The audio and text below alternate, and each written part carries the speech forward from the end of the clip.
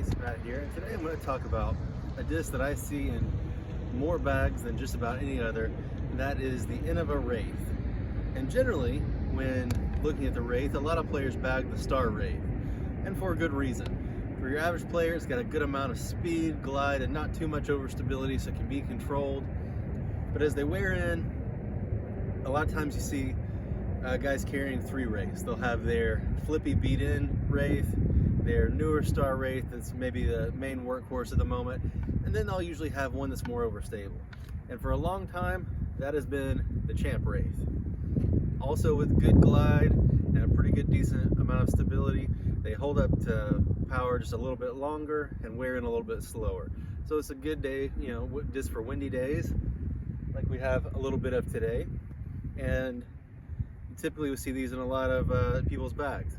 Shout out to my friend Kevin, who brought me this one from the Sierra Nevada Brewery a couple years ago. Very cool custom stamp there. But recently, we have a new blend of Wraith that has come out, and some people say it is the better Beefy Wraith, and that is the Halo Wraith.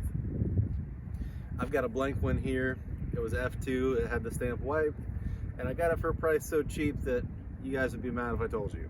So I'm gonna throw these two guys against each other. They're similar degrees of wear, not very much on either. And this one is 174, this one's 173, no big weight differences there. And let's give them some throws and see what they do.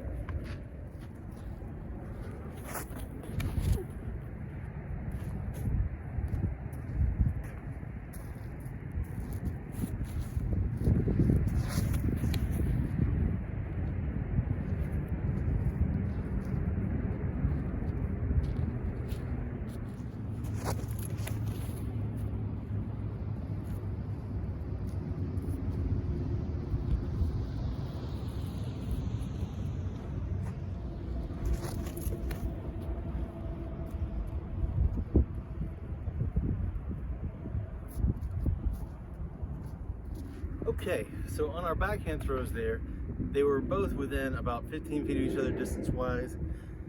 The Halo on both the hyzer and the flat line faded a little more, even into that headwind coming back, and the Champ was a little straighter, but also held up to the wind pretty well. I would say they're very, very close, so let's try them forehand and see how we like that.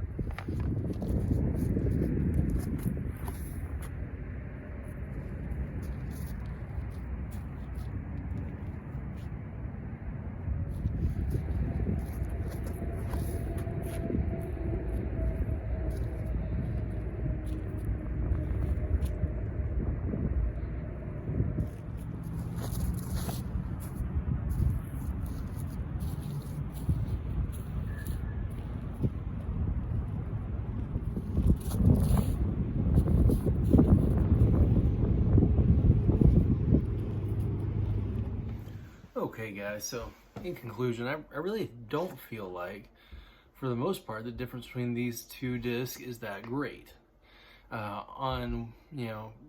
both the Champ and the Halo, you get a good amount of resistance to turn, with pretty decent glide, and a steady but not too intense fade.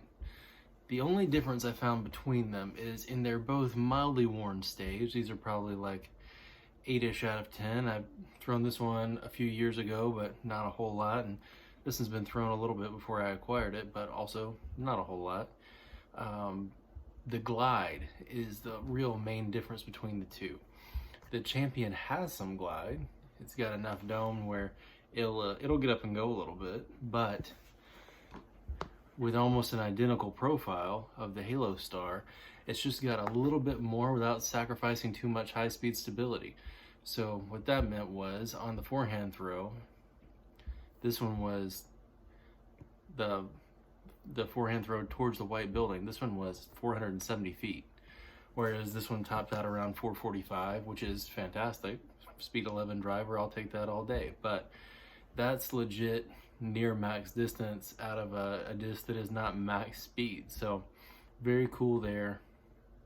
And the only throw where it didn't perform better distance-wise was the one going back into the headwind, where I think I probably gave this one a little bit too much anhyzer after seeing how well this one held up to it. So overall, The Halo Star was just a little bit longer on almost every throw, and I'd say I prefer it, but slightly.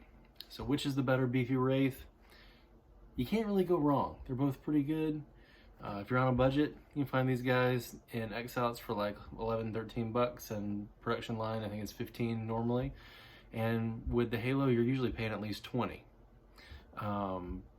So depending on your budget, Champ might be better. But as far as feel and flight go, I think I slightly prefer the Halo Star. Thank you guys for watching, and hope you enjoyed the video. Have a good night.